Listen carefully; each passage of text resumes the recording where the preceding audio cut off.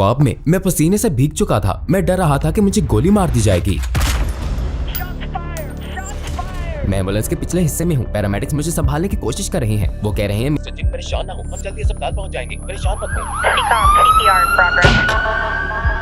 मुझे मौत से डर नहीं लगता। मैं बस ये चाहता हूँ कि पहले जाकर कलमा पढ़ लूँ। मैं मुसलमान होने से पहले मरना नहीं चाहता। वो कह रहे हैं लेटे रहें, हम जल्दी वहाँ पहुँच जाएंगे। और मैं कह रहा हूँ देखो, वो कह रहे हैं हम पहले वहाँ जाएंगे, और मैं कह रहा हूँ तुम मेरी बात नहीं सुन रहे, क्योंकि मेरे दिमाग में ये बात गूंज रही है कि और तुम्हें मौत ना आए, मगर इस हाल में कि तुम मुसलमान हो।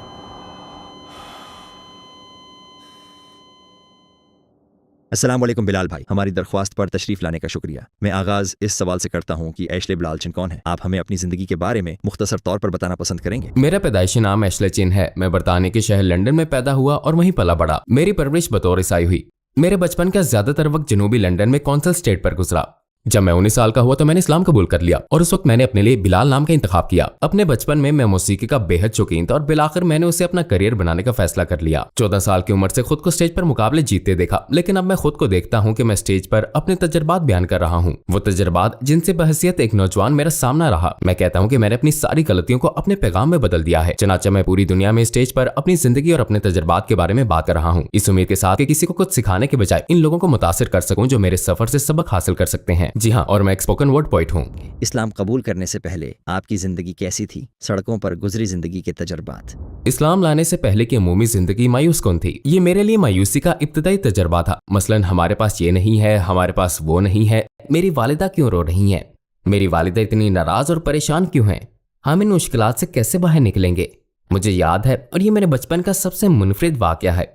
एक लड़का था बड़ा पागल सा, जिसका नाम ग्लेन था। हम उसे पागल ग्लेन कहते थे। उसे बहुत अजीब बू आती थी और उसके कपड़े मैले कुचैले होते थे और वो मेरी स्टेट से गुजरा करता था। जब वो आता तो तमाम बच्चे भाग जाया करते थे। ओ पागल ग्लेन आ रहा है, और हम भाग जाते क्योंकि वो बिल्कुल पागल लगता था। शायद उसका इलाज जारी था, लेकिन मेरी वालिदा अपनी गुर्बत के बावजूद हमेशा उसे घर के अंदर बुला लेती और वो उसे ऑफर करती, जैसे कि ओ क्या तुम डिनर करना चाहोगे?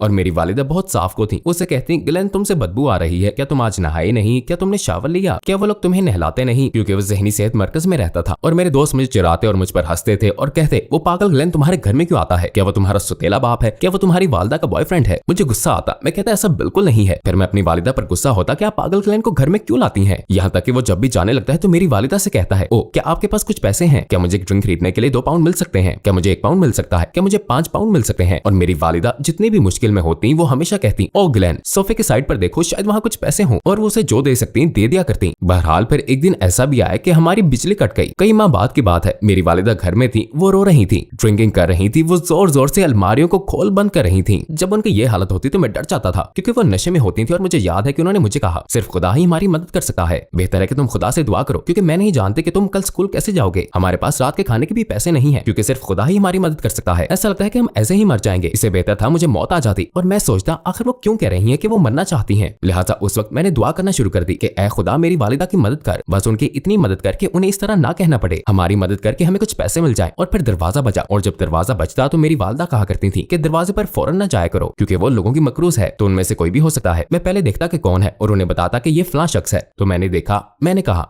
माँ ये ग्लेन है, ये पागल ग्लेन है। उन्होंने कहा, आज नहीं। उन पर बहुत कर्जा था, तो उन्होंने दरवाजा खोला और कहा, ग्लेन आज मेरे पास वक्त नहीं है, घर में खाने को कुछ नहीं है। वो दरवाजा बंद करने लगी तो ग्लेन ने कहा, नहीं रुकिए, ठहरिए, मैं आपको कुछ देने आया हूँ। वालिदा ने कहा, क्या है? तो वो कहने लगा, मेरे पास कुछ पैसे हैं, उन्होंने मुझे 80 पाउंड दिए हैं, आप हमेशा मेरी मदद करती हैं, मैं आपको 20 पाउंड देना चाहता था। तो मेरी माँ ने कहा, ओ ग्लेन मेरे गले लग जाओ, और उन्होंने उसे गले लगा लिया और उसने मेरी वालिदा को 20 पाउंड दिए। लेकिन मुझे याद है कि मैंने सिर्फ दुआ की थी। मैंने कहा, ए खुदा मेरी वालिदा की मदद कर, हमें पैसे अता कर। और फिर दरवाजा बजा। मैंने एक नज़म लिखी जिसका नाम था साइंस, जिसमें मैंने कहा, हम टूट चुके थे, हमने पैसे के लिए दुआ की, फिर दरवाजा बजा, हम खौफजदा थे, हमने हिफाजत के लिए दुआ की और गाड़ी रुक गई। इसका बैकग्राउंड बहुत अहम है। मैं उस वक्त के बारे में सोच रहा हूँ। ये पहला मौका था कि मैं हैरत ज़दा रह गया। मैंने दुआ की, दरवाजा बजा और हमें पैसे मिल गए। ये एक जवाब था। तो उसके बाद से मेरा खुदा के साथ मजबूत ताल्लुक बन गया। मैं नौजवानी में ही उससे बातें किया करता था। मैं मुसलमान नहीं था, लेकिन मैं जानता था कि खुदा मौजूद है। मैं चर्च आता था।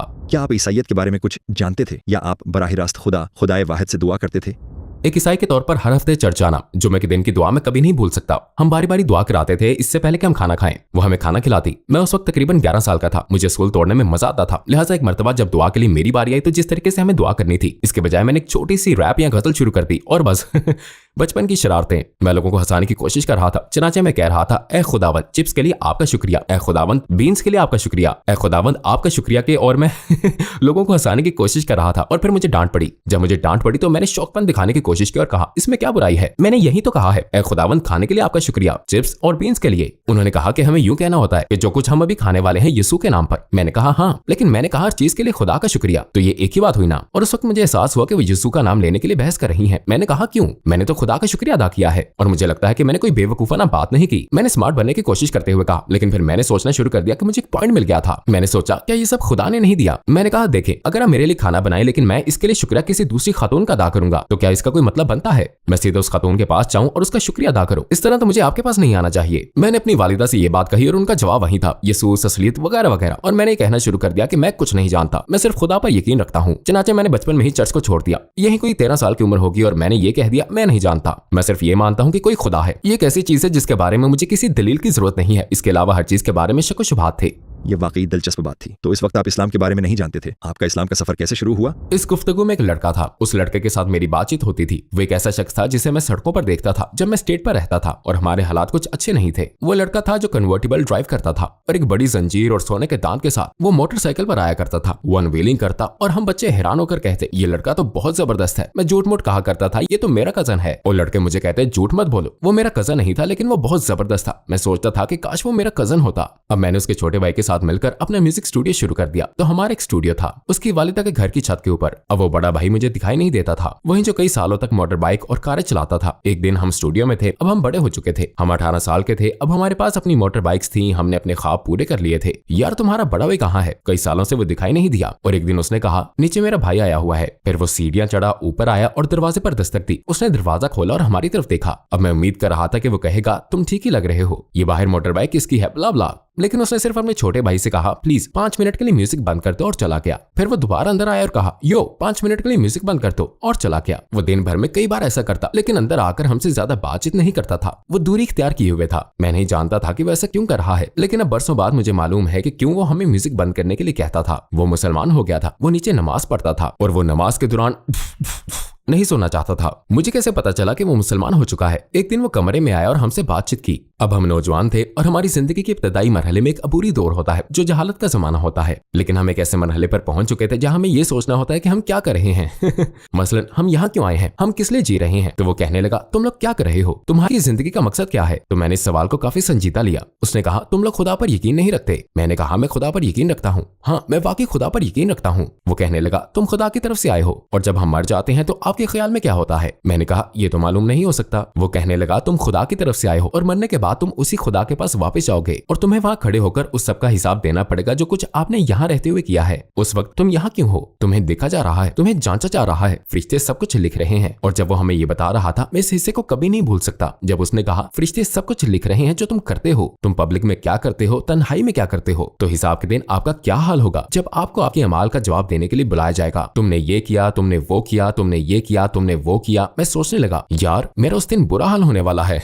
मैं सिर्फ इसे थोड़ा सा बेहतर बनाना चाहता था। और ये मेरे इस्लाम के सफर का आगाज था। फिर आप किस तरह इस्लाम के करीब आए और आखिरकार इस्लाम कबूल कर लिया? उस लड़के ने मुझसे कहा, अब जबकि आप अल्लाह की तरफ कदम उठा रहे हो तो अल्लाह आपकी तरफ दौड़ कर आएगा। मुझे उस वक्त समझ नहीं आया कि उसका क्या मतलब है, लेकिन अपनी जिंदगी के अगले चंद महीनों में मुझे उसकी हर बात समझ में आ गई। मैंने कहा, मैं सिर्फ खुदा पर यकीन रखता हूँ। उस लड़के ने मुझसे कहा, डिक्शनरी में देखो कि मुसलमान क्या होता है। आप एक मुसलमान ही हो, सिर्फ खुदा पर यकीन रखो। हजरत मोहम्मद सल्लल्लाहु अलैहि वसल्लम का आखिरी पैगाम है कि असल हालत में वापस आ जाओ, सिर्फ एक अल्लाह की इबादत करो। और अगर आप इसे अपना मजहब मानते हैं तो आप एक मुसलमान हैं। तो मुझे एहसास हुआ कि मैं इस मजहब के सबसे ज्यादा करीब हूँ। एक ऐसा मजहब जिसके बारे में मैं कुछ नहीं जानता था अब मेरे चारों तरफ हर जगह था। जहां भी मैं मुड़ता हूँ मैं सिर्फ इस्लाम इस्लाम इस्लाम देख रहा था। ऐसा लगता था कि निशानियां मेरे पास आ रही हैं। मैं अपनी मोटर बाइक पार्क करने गया। मैं कभी कभी बाहर खरीदारी के लिए जाते वक्त अपनी मोटर बाइक में चला जाता था और जो आदमी मुझे वहां नजर आता मैं उससे हमेशा कहता, क्या मेरी बाइक पर नजर रखेंगे, मैं सिर्फ मार्केट तक जा रहा हूँ। लेकिन आज वो मुझसे कहता है, हाँ मैं आपकी बाइक का ख्याल रखूंगा, लेकिन मुझ पर एक एहसान करें, ये ले लें। और वो मुझे एक पैम्फलेट देता है, आप इस्लाम के बारे में क्या जानते हैं। मैंने कहा, ये क्या है, क्या मुसलमान है? वो कहता है, हाँ मैं हर वक्त यही होता हूँ। मेरा ख्याल था कि वो सिर्फ ये खुशबूदार लकड़ियां फरोख्त करता है, लेकिन उसके पास एक पूरी तबलीगी दुकान थी। ये मेरा पहली बार उससे तारुफ हुआ था और मैंने वो पैम्फलेट ले लिया और कहा, मैं इसके बारे में सीख रहा हूँ, मुझे इसमें दिलचस्पी है। मैं अपनी गाड़ी में जा रहा था और एक म्यूजिक चल रहा था जो मैं सुनता था और वो गुलकार जो पहले शायरी के अंदाज में गाते थे मैं हर वक्त उनको सुनता रहता था। लेकिन अब मैंने उनमें से एक को कुछ मुख्तलिफ बातें करते सुना। वो कह रहा था, इंशाल्लाह हम जन्नत तक पहुंचेंगे, शैतान की गाड़ी में कभी ना बैठे, अस्सलाम वालेकुम व रहमतुल्लाह। अब्दुल्ला, और मैं कहने लगा कि मैंने कई बार सुना है, लेकिन मैं समझता नहीं था कि वो क्या कह रहा है। लेकिन अब जब मैंने उस बूढ़े मुसलमान से बात की थी तो अब मैं समझा। तो अब मैं ड्राइविंग कर रहा हूँ और मैं सुन रहा हूँ। मैंने कहा आह, ये तो ऐसे बात कर रहा है जैसे। फिर मुझे एहसास हुआ कि वो मुसलमान है, तो इस्लाम तो पहले ही हर जगह था, ये मजहब तो मेरे चारों तरफ था। और फिर मैंने इस पर और ज्यादा तहकीक शुरू की। मैं इसी लड़के के पास जाता और उससे बातें करता, और आपको सच बताऊं तो मुझे ज्यादा कायल करने की जरूरत नहीं थी, क्योंकि जैसे ही मैंने ये समझा कि मुझे खुदा ने बनाया है और मैं इस पर यकीन करता हूँ, तो मैंने ये भी कबूल कर लिया कि जिसने भी मुझे पैदा किया है वो यकीनन जानता होगा कि मेरे लिए क्या बेहतर है। ये सादा सी बात है। मिसाल के तौर पर अगर हमारे पास यहाँ कैमरा है, मैं ये सोचता हूँ कि मैंने इसे खरीदा है तो मैं इसका मालिक बन गया हूँ, लेकिन इसका मतलब ये नहीं है कि मैं इसे इसके बनाने वाले से बेहतर जानता हूँ। लिहाजा अगरचे मैं इसका मालिक हूँ, मैं ये कह सकता हूँ कि हाँ ये मेरा है, मैं इसके साथ वो सब कुछ कर सकता हूँ जो मैं चाहूँ, यकीनन। लेकिन अगर मैं हिदायत पर अमल नहीं करता, मैं इस कैमरे से बेहतर काम नहीं ले सकूंगा, ये खराब हो जाएगा। अब मैं जिंदगी में सबसे बुरी चीज ये देख रहा हूँ कि हम टूट रहे हैं। हम सब बहसियत एक इंसान के टूट रहे हैं, लेकिन हम शिकायत कर रहे हैं मैं इन सब हालात से क्यों गुजर रहा हूँ, लेकिन हम उस जात की हिदायत पर अमल नहीं कर रहे हैं जिसने हमें पैदा किया है। तो मैंने सोचा अगर खुदा ने मुझे पैदा किया है और मुझे हिदायत दे रहा है कि मैं अपनी जिंदगी कैसे गुजारूं, मैं इन हिदायत को कानून के तौर पर नहीं देखता, बल्कि मैं इन्हें हिदायत के तौर पर देखता हूँ जिन पर मुझे अमल करना चाहिए। अगर मैं जिंदगी से बेहतर फायदा उठाना चाहता हूँ, क्योंकि मैं खुदा की असमत में कोई इजाफा नहीं कर रहा, मैं इन असूलों पर अमल करके अल्लाह का फायदा नहीं कर सकता। ये मेरे लिए है, ये मेरे अपने फायदे के लिए है। वो कह रहा है कि ये करो, मैं सोचता हूँ कि अगर मुझे खुदा ने बनाया है तो उसकी इबादत का तरीका ये है कि मैं उसकी हिदायत पर अमल करूँ, यही मेरे लिए बेहतर है, जिससे मुझे इस जहान में भी फायदा होगा और अगले जहान में इसका फायदा होगा। और हर असूल में मुझे फायदा ही नजर आता है। चाहे दाएं करवट पर सोना हो तो आपको उसका फायदा नजर आता है, चाहे दाएं हाथ से खाना हो आपको समझ आ जाती है। दिन में 5 वक्त नमाज अदा करें, रमजान के महीने में रोजा रखें, वो बोझ नहीं है, वो हकीकत में ऐसी चीजें हैं जो आपके लिए बेहतर हैं। तो इनमें से कुछ को मैंने मुश्किल पाया, लेकिन मेरा मानना है कि अगर खुदा ने मुझे पैदा किया है और वो कह रहा है कि ये सबसे बेहतर है, तो मेरे तरीके का कोई फायदा नहीं होगा। मैंने पैसे कमाए, मैंने फिल्में की, मैंने ये किया, लेकिन अंदर एक खालीपन है, कुछ कमी है। हर शख्स, मैं इंसानों की तरफ देखता हूँ, हर कोई इस खालीपन को बर्दाश्त कर रहा है। मैंने कॉल देखा जो ये है कि हम खुशगवार तस्वीर के साथ उदास लोगों की कौम है, और मैं समझता हूँ कि ये सच है। वाकई हर कोई अफसुर्दा है। क्यों?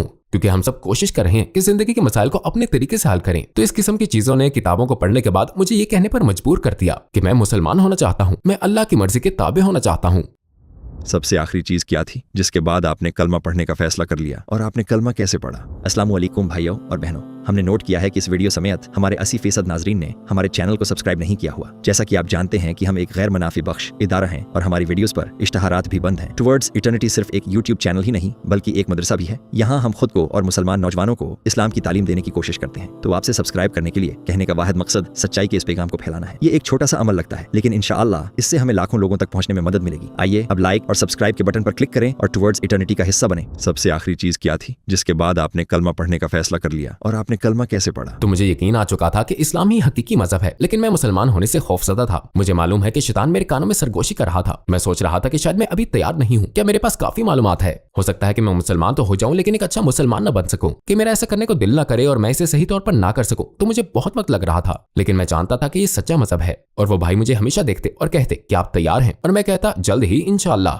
बल्कि मैं कहता जल्द ही, तो वो कहते इंशाअल्लाह कहो, मैं कहता इंशाअल्लाह इंशाअल्लाह। वो कहते इसका मतलब ये है कि अगर अल्लाह ने चाहा, और वो बार बार कहते कि मौत किसी भी वक्त आ सकती है, मौत का फरिश्ता आपके पास कभी भी आ सकता है, और किसी दिन अल्लाह ताला फरमाएगा कुन, और वो हो जाएगा। तो ये चीज मुझे खौफजदा कर रही थी। और वो कहते तुम्हें मौत ना आए जब तक कि तुम मुसलमान ना हो जाओ, और मत मरना मगर इस हाल में कि तुम मुसलमान हो। ये सूरह आल इमरान है। तो मैं कहता नहीं, मैं जल्द ही कबूल कर लूंगा, मैं काम जल्द ही कर लूंगा। और फिर मुझे कुछ बड़ी निशानियां मिली। हम जिस स्टूडियो में थे, हमारे मैनेजर को कत्ल कर दिया गया, हालांकि वो किसी जुर्म में मुलविस भी नहीं थी। मुझे लगा कि मौत घर के आस पास ही है। मुझे याद है कि मैंने ख्वाब देखा जिसमें मुझे गोली मार दी गई, और ये ऐसा था कि ख्वाब में मैं पसीने से भीग चुका था, मैं घबरा रहा था। मेरा ख्याल था कि बिल्कुल हकीकत है। मैं एम्बुलेंस के पिछले हिस्से में मौजूद हूँ, पैरामेडिक्स मुझे संभालने की कोशिश कर रहे हैं। वो कह रहे हैं मिस्टर चिन परेशान न हो, जल्दी अस्पताल पहुंच जाएंगे, परेशान मत हो, हमारे साथ रहें। लेकिन मुझे याद है कि मैं ख्वाब में कह रहा था मुझे मौत से डर नहीं लगता, मैं बस चाहता हूं कि पहले जाकर कलमा पढ़ लूं, मैं मुसलमान होने से पहले मरना नहीं चाहता। वो कह रहे हैं लेटे रहें, हम जल्दी वहां पहुंच जाएंगे। और मैं कह रहा हूं देखो क्या तुम मुझे सुन सकते हो, मैंने पहले इस्लाम कबूल करना है, क्या हम अस्पताल से पहले वहां जा सकते हैं? वो कह रहे हैं हम पहले अस्पताल जाएंगे। और मैं कह रहा हूं तुम मेरी बात नहीं सुन रहे, मैंने पहले इस्लाम कबूल करना है, क्योंकि मेरे दिमाग में ये बात गूंज रही है कि और तुम्हें मौत ना आए मगर इस हाल में कि तुम मुसलमान हो।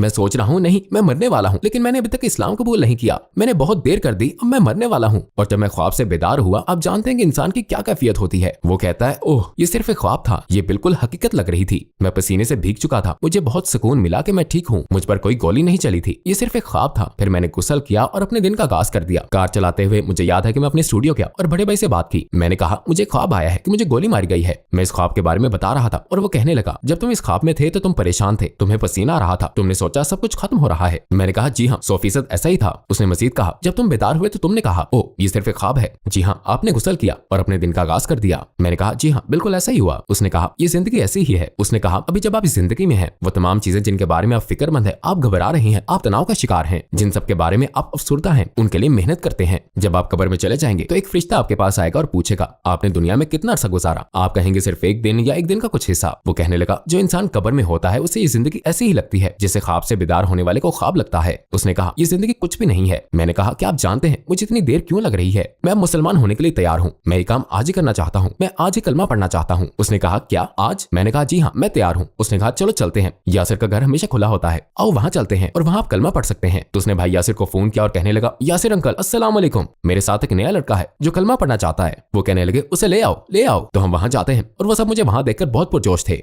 और वो खाना और दीगर लवाजमात ले आए। मैं एक भाई के सामने बैठा और वो खाने की एक बड़ी सी सिल्वर रिंग की ट्रे लाए और कहने लगे करीब आ जाओ, चलो खाना खाते हैं, आओ खाना खाएं। वो एक ही प्लेट शेयर करना चाहते थे, वो सब इकट्ठे खाना चाहते थे, लाइक वो एक होना चाहते थे। खाना खाने के बाद उन्होंने कहा क्या आप अभी तैयार हैं? और वो भाई मेरे सामने इस तरह बैठा था। उसने कहा मुझे अपना हाथ दो और मैंने उसके साथ साथ दोहराया और मुझे याद है जब मैंने ये अल्फाज अदा किए तो सबकी आंखों में ऐसी चमक थी जैसे उन्हें जन्नत मिल गई हो, गोया मैंने बहुत जबरदस्त काम किया हो। वो उठ खड़े हुए और सबने मुझे गले लगाया और ऐसे के मैं इससे पहले कभी किसी आदमी से इस तरह गले नहीं मिला था।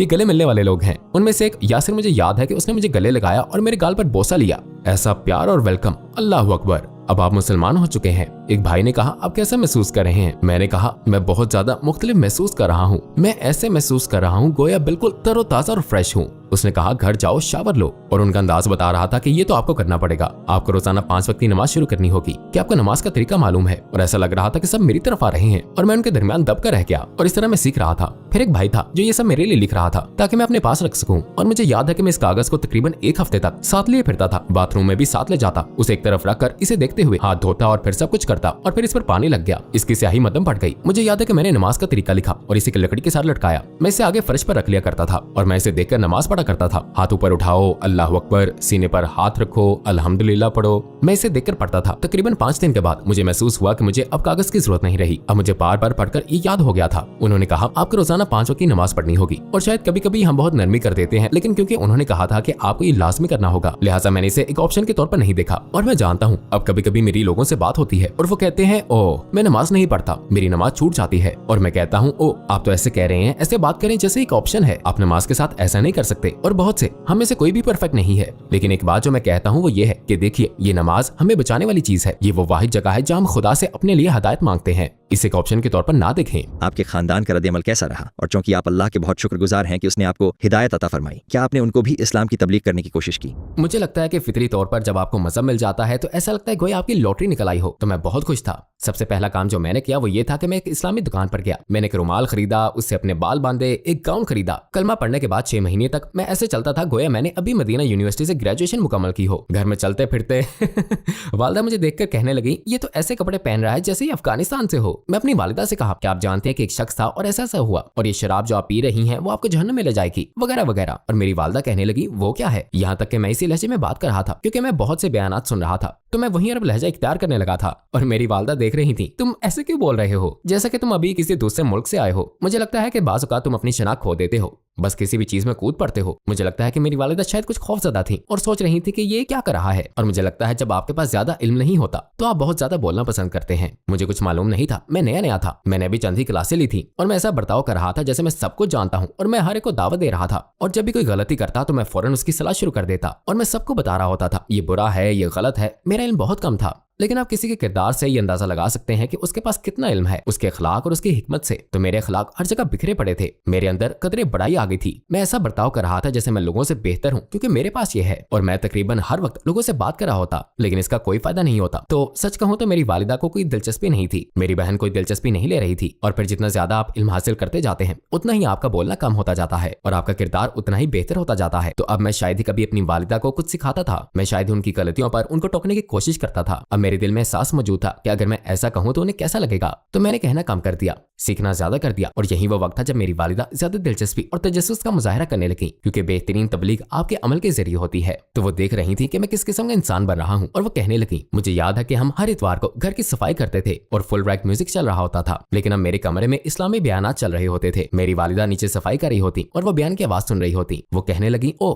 ये क्या है? मैंने कहा, इस्लामी बयान। वो कहने लगी, लेकिन मैंने सुना कि वो यीशु के बारे में बात कर रहे थे। मैंने कहा, जी हाँ। तो ठहरो, क्या वो इस्लाम में यीशु के बारे में बात करते हैं? मैंने कहा, जी हाँ। ये सब किस्से आप जानते हैं कि बाइबल में भी हैं और कुरान में भी। फिर वो कहने लगी, मुझे ये सुनने के लिए देना, जब ये पूरा हो जाए तो इसे नीचे ले आना। ठीक है। तो वो मैंने अपनी वालिदा को दिया। मैं देखता कि वो हमेशा इस बयान को सुन रही होती थी। जब मैंने उनको दिया था, जब भी मैं घर आता मेरी माँ ने टेप लगा रखी होती, और फिर कभी वो खाना बना रही होती तो वो टेप चल रही होती। मैं कहता, आप दोबारा वही टेप चला रही हैं? हाँ, मुझे ये पसंद है, ये वाकई बहुत दिलचस्प गुफ्तगू कर रहा है। मैंने कहा, ठीक है, अगर आप चाहें तो मेरे पास एक और भी है। और मेरे जहन में एक बयान था जो मैं उन्हें सुनवाना चाहता था। मैंने कहा, वो आप देख सकती हैं। और मैं जाकर वो ले आया। ये अहमद दिदात है। वे एक ईसाई के साथ बहस कर रहे हैं क्या बाइबल खुदा का सच्चा कलाम है। लेकिन वो बहस ऐसी थी कि मुझे याद है कि मैंने अपनी वालिदा को ये देखने को दी, और वो इसे देख रही हैं और वो लाइक हाँ, और वो अपनी बाइबल निकाल कर लाती हैं और सुनने लगी और कहने लगी, रुको, नहीं, हाँ ये सही है, ये सही कह रहा है। और उन्हें टीवी पर गुस्सा आ रहा है। नहीं, उसने ये नहीं कहा, हाँ हाँ। मुझे याद है मैं अपनी वालिदा को रोते हुए देख रहा था। वो खुदा से बातें कर रही थी, रोते हुए खुदा से बातें कर रही थी। मेरी वालिदा बहुत नरम दिल थी। बहुत तकलीफदेह हालात में उन्होंने जिंदगी गुजारी थी। उन्हें बचपन में ही छोड़ दिया गया था। उनका कोई खानदान नहीं था, और वो कह रही थी, ये सही कह रहा है। और मैं देख रहा था कि वो मुसलमान से इत्तेफाक कर रही थी कि ये सच्चा है। मैं ऊपर अपने कमरे में गया, नमाज पढ़ी, 2 रकअतें अदा की, अल्लाह ताला से दुआ की, ए अल्लाह इनको हदायत फरमा। मैं देख रहा हूँ कि वो इस तरफ आ रही हैं, या अल्लाह उनकी रहनुमाई फरमा। और सच कहूंगा, मुझे याद है कि मैं दफ्तर गया और मेरे वही उस्ताद जो कलमा पढ़ाते थे, मैं उन उस्ताद साहब से अकेले में पढ़ रहा था। और मैं ईमानदारी से कहता हूँ कि वो अल्लाह ताला का इरशाद है, मुझे याद रखो, मैं तुम्हें याद रखूंगा। अगर मैं वाकई और हकीकी तौर पर अल्लाह ताला के साथ अपने ताल्लुक पर तवज्जो दूं तो अल्लाह ताला सारे मामला ठीक कर देता है। अब इन क्लासों के दौरान हम बार बार इसे दोहरा रहे थे, तो मेरे उस्ताद साहब ने कहा, इस कमरे में आप अच्छी तरह सीखते हैं, लेकिन मुझे लगता है कि आपकी तवज्जो बाहर मुंतशिर रहती है। आप मिस्र क्यों नहीं चले जाते? मैं भी वहीं से हूँ, वहां मैं आपके लिए उस्ताद का बंदोबस्त कर देता हूँ, वहां आपकी तवज्जो मुंतशिर नहीं होगी। तो इस तरह यह तय हुआ कि मैं तालीम हासिल करने के लिए मिस्र जाऊंगा। चुनांचे जब मैंने इस रास्ते पर चलने का सोचा कि मैं वहां जा रहा हूँ और इल्म हासिल कर रहा हूँ, सीख रहा हूँ, और ये बड़ा कदम उठाते हुए मैंने कहा कि मैं सब कुछ छोड़कर इल्म हासिल करने के लिए मिस्र जा रहा हूँ। मुझे लगता है कि ये एक इनाम था कि मैंने अभी अपनी वालिदा से बात भी नहीं की थी कि अचानक ऐसा हुआ कि उन दोनों ने कलमा पढ़ने की ख्वाहिश जाहिर कर दी। मैं उसे उस्ताद के पास आया। मैं उसे उस्ताद के पास उनके दफ्तर में बैठा था, और वो कह रहे थे कि तुम्हारी कल को मिस्र के लिए बुकिंग हो गई है। मैं कह रहा हूँ ठीक है, लेकिन ये मेरी वालिदा है और ये मेरी हमशीरा है। फिर वो उन्हें कलमा पढ़ा रहे थे और वो वहाँ सर पर स्कार्फ पहने बैठी थी। गोया मैंने अपनी आंखों से देख लिया कि तुम अल्लाह को याद रखो, अल्लाह ताला तुम्हारे सब मामलात का ख्याल रखेगा। तो उन दोनों ने कलमा पढ़ लिया? उन दोनों ने कलमा पढ़ लिया। सुभान अल्लाह, अल्हम्दुलिल्लाह। तो आपने रैप का इंतखाब क्यों किया? रैप और शायरी की कोई बाकायदा मंसूबाबंदी नहीं की गई थी। जब मैं मिस्र में रह रहा था, ये मेरा पहला सफर था, तो मैं जो कुछ जानता था उन सब से खुद को बहुत दूर महसूस कर रहा था, हर उस चीज से जिससे मुझे मजा आता था। और मुझे याद है कि एक दिन मैं अपनी बालकनी पर खड़ा था, अपने सस्ते अपार्टमेंट की बालकनी पर, और सोच रहा था, वाह मैं अफ्रीका में हूँ, मैं यहाँ कैसे पहुंचा, और मैं अरबी सीख रहा हूँ। और मैंने खुद को बहुत जज्बाती महसूस किया कि मैं अपनी वालिदा से बहुत दूर हूँ। मेरे पास मोबाइल फोन भी नहीं है, मैं अकेला हूँ, लेकिन मैं पुरसुकून महसूस करता हूँ। और जब आपको ऐसा महसूस होता है तो आपको ऐसा लगता है कि आपके पास बस अल्लाह ही है। और मुझे याद है, जैसे कि मैंने बताया, जब हम सड़कों पर थे और ऐसा काम करते थे, लिखना हमारे लिए एक थेरेपी की तरह था। इस तरह हम हालात की शिद्दत से बाहर निकल आते थे। तो जब मैं वहां था तो मैंने ये परफॉर्म करने के लिए नहीं लिखा था, मैं बस ऐसे ही नज़म गा रहा था। मैं खुद को दुनिया के दूसरे किनारे पर देख रहा हूँ, सिर्फ अल्लाह के नाज़िल करदा दीन की खातिर। बिलाल खुद को देखो एक छोटे से फ्लैट में, मेरी गोद में कुरान है, मेरी शेल्फ पर वो किताबें रखी हैं जिन्हें मैं पढ़ता हूँ तो यादें मेरा दिन रोशन करती हैं। सब कुछ मुख्तलिफ लगता है, बहुत सी चीजें बदल चुकी हैं। बिलाल कहता है, अब ये दुनिया पहले जैसी नहीं लगती, वो तमाम चीजें जो मुझे अच्छी लगती थीं अब मैं उन्हें पसंद नहीं करता। तो मैंने यहाँ से शुरू किया। मैं ये सिर्फ अपने फ्लैट में गाता था, अपने फारिग औकात में, और ये इन जज्बात और एहसासात का इजहार था जिनसे मैं सफर में गुजर रहा था। बहरहाल किस्सा मुख्तसर, जब मैं लंदन वापस आया, हम ईद के मौके पर लिवी शाम में मस्जिद गए और वहाँ के इमाम साहब ने कहा, आप मिस्र गए थे, आपका सफर कैसा रहा? आपको मस्जिद में अपनी आप बीती शेयर करनी चाहिए। मैंने कहा बिल्कुल नहीं।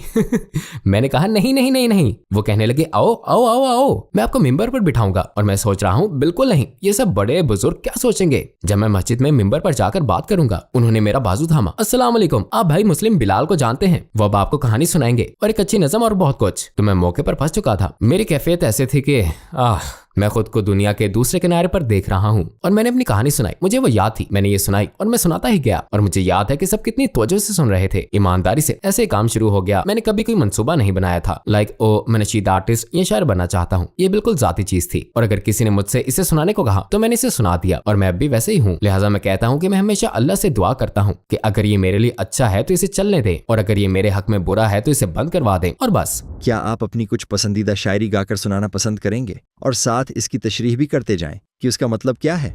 मैं मलेशिया में परफॉर्म कर रहा था। मैं वहां कई बार परफॉर्म कर चुका हूं। तो मैंने भाई के उन्वान से एक नज़म पढ़ी और वो कुछ यूं थी। भाई क्या तुम मेरे लिए वो पसंद करते हो जो तुम अपने लिए पसंद करते हो? भाई क्या तुम दुआ करते हो कि अल्लाह मुझे ताकत और सेहत अता करे? भाई क्या तुम मेरे बारे में ऐसे बात करते हो जैसा कि मैं एक स्टार हूँ? भाई क्या तुम मुझसे अल्लाह के लिए मोहब्बत करते हो? भाई क्या तुम चाहते हो? क्योंकि मैं सोच रहा था कि सिर्फ सच्चे ईमानदारी जन्नत में जाएंगे और तुम एक सच्चे मोमिन नहीं हो सकते जब तक कि तुम अपने भाई के लिए वही पसंद न करो जो अपने लिए पसंद करते हो। और हम सच्चे हैं बिलाल। और मैं सोच रहा था कि लेकिन जो मैं भाइयों के दरमियान देखता हूँ वो ये है कि क्या हम वाकई एक दूसरे से मोहब्बत करते हैं? क्या हम वाकई दूसरों के लिए वो पसंद करते हैं जो हम अपने लिए पसंद करते हैं? या क्या हमें मजा आता है जब हम एक दूसरे पर उंगलियां उठाएं या एक दूसरे को नीचा दिखाएं? क्या यही हकीकी मोहब्बत है? क्या हम सच्चे मोमिन हैं जो जन्नत में जाना चाहते हैं या हम दुनिया के गुब्बारे में फंस कर रह गए हैं? क्या आप समझते हैं? तो मैंने ये पढ़ी, भाई क्या तुम मेरे लिए पसंद करते हो जो अपने लिए पसंद करते हो। और ये बहुत जबरदस्त रहा। और फिर मैंने किसी को चिल्लाते हुए सुना, बहनों के बारे में क्या ख्याल है?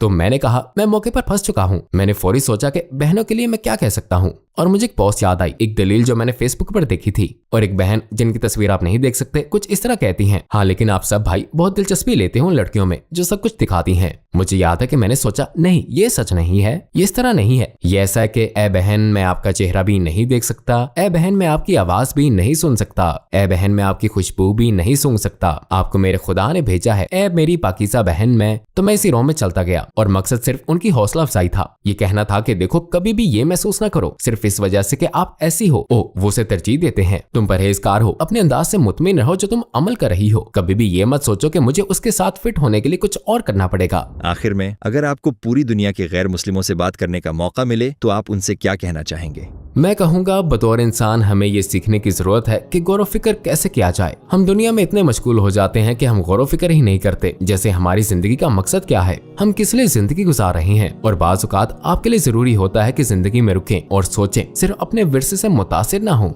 मसलन क्योंकि मैं इंग्लैंड में पैदा हुआ हूँ, इंग्लैंड के चर्च में, लिहाजा मैं क्रिश्चियन हूँ। इसका मतलब हुआ कि अगर मैं इसराइल में पैदा होता तो मैं यहूदी होता। तो इसका ताल्लुक सच्चाई से नहीं है, इसका ताल्लुक सिर्फ विरसे से है। मुझे नहीं लगता कि मजहब विरासती होना चाहिए। हमें सच्चाई की तलाश करनी चाहिए और हमें तहकीक करनी चाहिए।